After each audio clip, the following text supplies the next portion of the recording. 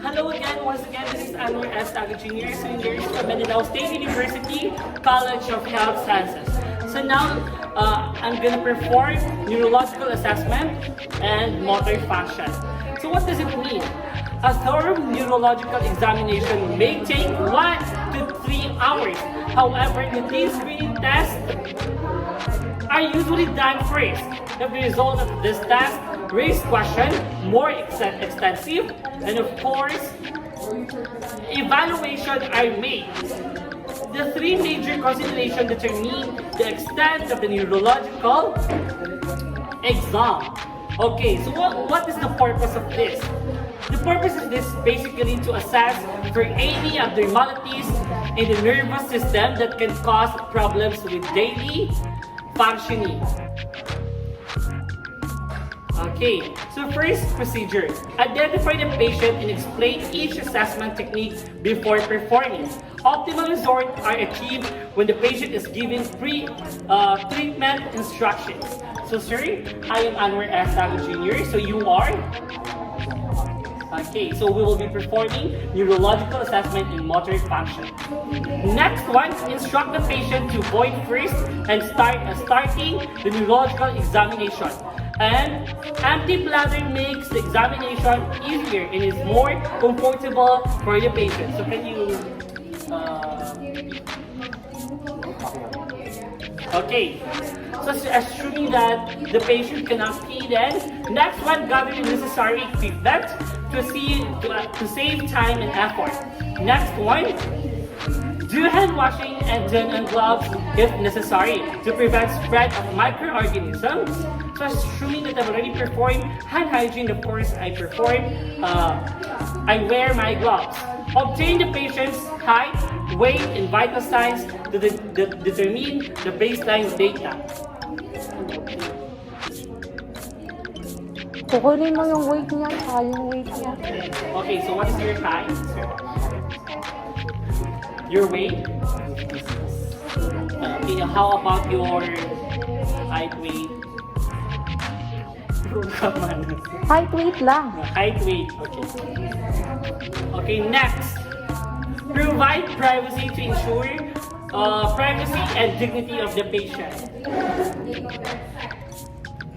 Next one, carefully observe the patient throughout the procedure. Observing the general appearance may provide insight into other physical or psychosocial issues affecting the patient.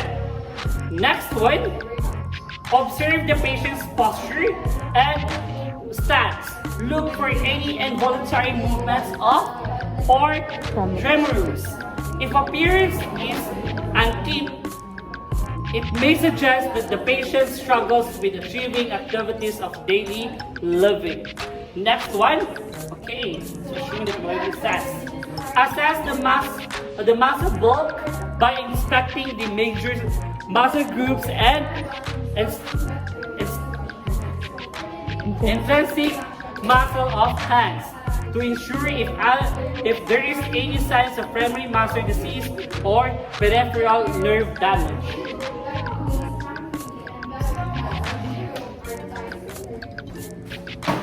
Okay. Next one, assess muscle tone and range of motion by passively moving the limbs of a relaxed patient to ensure the capability of the joint to go through its complete spectrum of movements.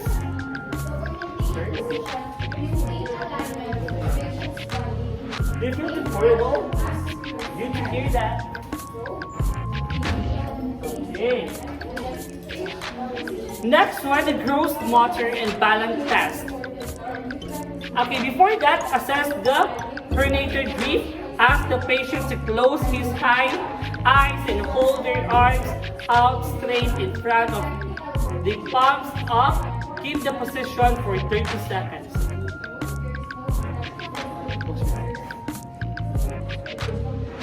Okay, assuming that it's 30 seconds, so the rationale of that is assessing the pronator grip helps to detect the mild upper limb weakness. So now next one, we have this gross motor and balance test. Walking gait. Ask the patient to walk across the room and back.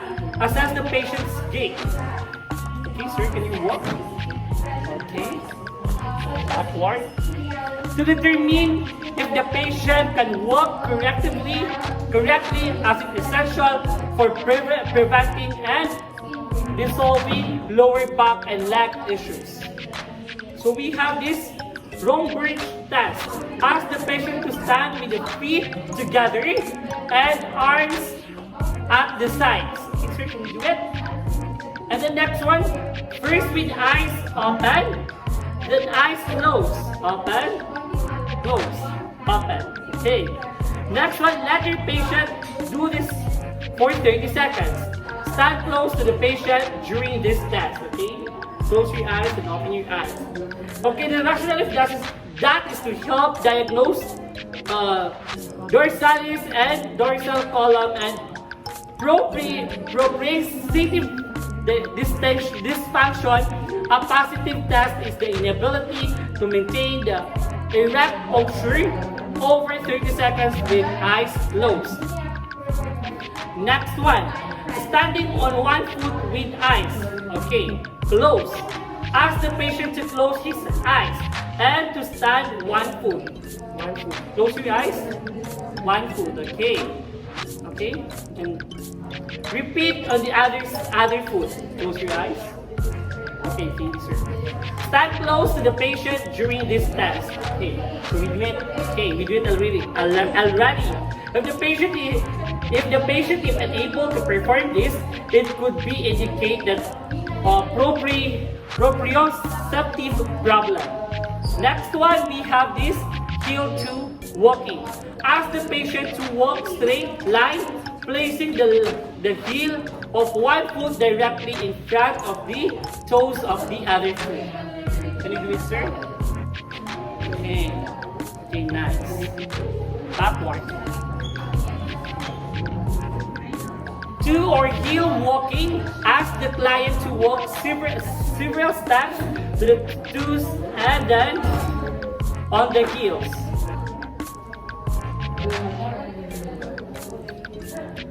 Okay. Do you feel comfortable? Good to hear that. To examine the strength and innervation of the lower limb musculature. Okay. Fine motor test, upper extremities. Finger to nose test. Have the patient to touch the index finger, then their one with their index finger back and forth. Okay, the client repeats the test with the eyes closed if the test is performed easily. So can you perform it? Okay, thank you. The finger to nose test assessment. The finger to toes test assessment. Equilibrium and coordination. Abnormal result occurs when the patient is unable to alternate fingers or demonstrate the inability to touch the nose.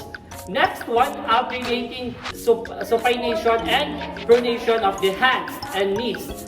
Ask the patient to pat both knees with the palms of both hands and then with the back of both hands alternately at ever increasing rate. So can you do it? Okay, thank you. So test several aspects of coordination when the patient has cerebral disease. One movement cannot be quickly followed by its opposite and movements are slow, irregular, and clumsy. Next one, finger to thumb. Same hand. Ask the patient to touch each finger of one hand to the thumb of the same hand as rapidly as possible. Okay. To determine whether fingers or thumb flex involuntarily in response to certain triggers. Next one, fine motor test, lower extremities. Ask the client to lie supine, assuming to make patient feel comfortable while doing the test. Heel down to opposite shin. Have the patient to take the heel of one foot and slide it up and down the shin of the other leg. Repeat with the other foot. Patient may also use sitting position for this test. Can you do it? Okay. Nice. Really nice. The heel to shin test is measured to coordination and may be abnormal if there is loss of motor strength. Next one, we have this. After neurological assessment, place patient comfortable on bed to let patient rest. The next one, do aftercare, and an effective cleaning procedure is vital for preventing health and safety risk. Next one, we have document all the pertinent information, and if there were any abnormalities noted, refer it to the physician. This is for baseline data. Thank you so much.